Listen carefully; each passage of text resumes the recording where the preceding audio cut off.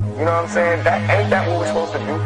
I'm not saying I'm going to rule the world or I'm going to change the world, but I guarantee that I will spark the brain that will change the world. And that's our job, is to spark somebody else watching us. We might not be the ones, but let's not be selfish, and because we're not going to change the world, let's not. What's up, everyone? My name is K.Short, and welcome to Phoenix Rising. Today, I'm with Mr. Justus Samuel. Thank you so much for being on the show. I really appreciate it. My pleasure. I'm new to the scene, and from what I can feel of you, like, I don't even know you, but what I can feel of you is that it seems like you've definitely been a veteran in the game. You've been putting work in Arizona for a really, really long time now. Yeah, I mean, from the era that I started at, you know, I am one of the last ones still active. So you're talking about hip hop. You're gonna keep talking about hip hop because that's what you do, and that's all that you embody. But my question is, you know, you just came back from this interview from Power with Cali Cat, and you were co-hosting with her, and then you're gonna keep setting yourself up until November 14th. You know what I mean? But I want to know about Justus before all this. Before Justus became Cutthroat Logic and all this stuff, before Arizona Hip Hop Festival, before all of this, like the influences and where you grew up and how you started putting things together for yourself, you know, especially being in Arizona, where I can imagine there wasn't a lot of, you know, role models. That you talked about that platform that wasn't here. You know what I mean? Exactly. And I just blows my mind. If it's barely, the scene's barely coming up in the past, what, few years, 10 years, whatever the case. What were you doing before that? There was only about a half a dozen role models when I was coming up, and when I was a kid. And those role models were MC Magic, iRock Daniels, Poker Face, Bookie, AZ Mike Mill, you know, Bionic Jive. Those were the groups that signed the first $1 million record deals. Those were the groups that paved the way for there to even be a Justus in Respect the Underground. Because without them, I wouldn't have even known it was possible. You know, they're all still active to this day. And I salute those gentlemen because they made it possible for me. Yeah. So let's just start from the beginning. You know what I mean? Like birth? Yeah, I want to know where you born and raised, you know, what area, if you spend a lot of time in Arizona. I'm fourth generation Arizona. My father was in the military, so I was born on a military base in Riverside, California. My mother is from Los Angeles, Redondo Beach. And my daddy is third generation Arizona. My grandfather was born in Sonora, Mexico. Wow. And the Oberts were in Bisbee, Arizona, and they came to Tempe, where my dad went to McClintock High School and graduated from ASU. So I am, you know, fourth generation Arizona. I lived in 4 or 5 different states growing up, and we moved every 3 years. And then when my father retired from the military in 1992, we came to Phoenix, Arizona permanently. But we were always here. I mean, when you're a native from Phoenix era, your family vacations in Arizona on the 4th of July when it's 125 degrees. Like, nobody does that but a native. Yes. Because why would you do that? Why would anyone ever come here when it's 125 degrees? My dad would bring us, and that was vacation. So that's how you know we're local. But I came here, and when we got here in 92, it was not what it is today. It's kind of whack. Like, there really wasn't a lot popping. Nobody was from Arizona. Nobody cared about the Phoenix Suns unless they were born here.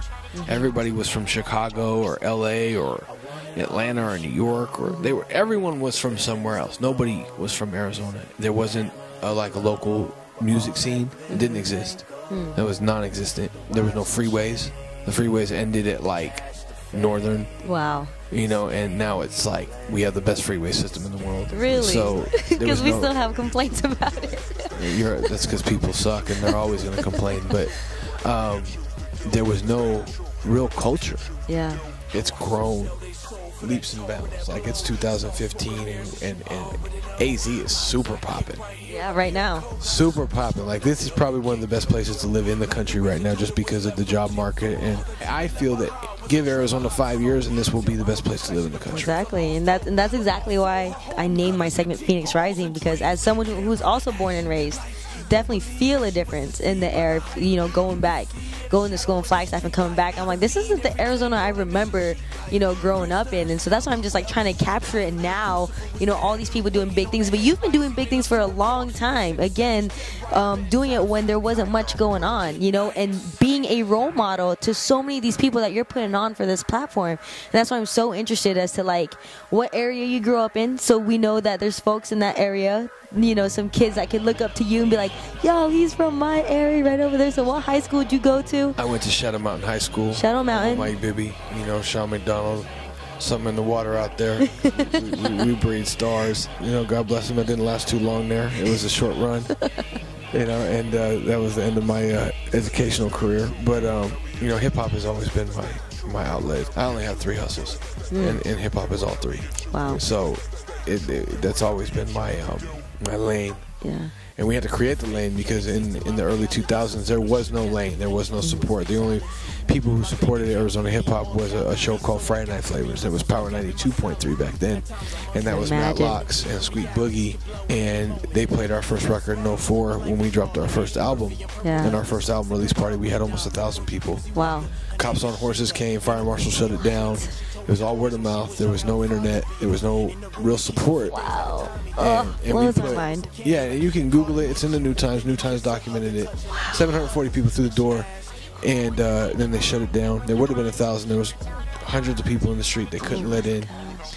And unfortunately, we didn't have the tools, nor did we have good management. You know, my manager was a thief. He wound up stealing all the money from the album release party, and typical music bullshit. You know, you have a janky manager who steals from you, lies to you, manipulates you. Wow. It happens. Wow. So we did that, but before that we were on the Soulfly album, Back to the Primitive, where we toured on Ozfest and Smokefest, and actually that project went gold. Wow. And that was our biggest accomplishment as Cutthroat Logic, and it was the first thing we ever did. So we never quite reached that plateau again. We peaked in like 6 months, and then everything else was just a steady grind. And I'm grateful for it because it taught me why. That's why I created Respect the Underground, is because it's a transparent company based on integrity with the best interest of an artist in mind. I give you the opportunity to eat as long as you have hustle. If you have no hustle, then you will not eat. Because if you don't work, you don't eat. And that's all there is to it. And that's the motto. Here's this work. Go get it off. Come back. Re-up.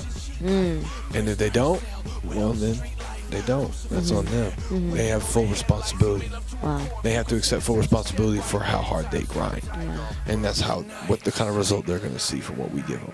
Has hip-hop always been in your life, like going back in time? Like, was there an influence? Was it your family? Was it friends? Was it just being in Northeast Phoenix? Where did hip-hop come in your life? I mean, was it being put on when you were in the belly? Was the headphones and hip-hop? Hell no, my papa is a square. So tell me how hip-hop came into your life, man, and because how it was became illegal. everything.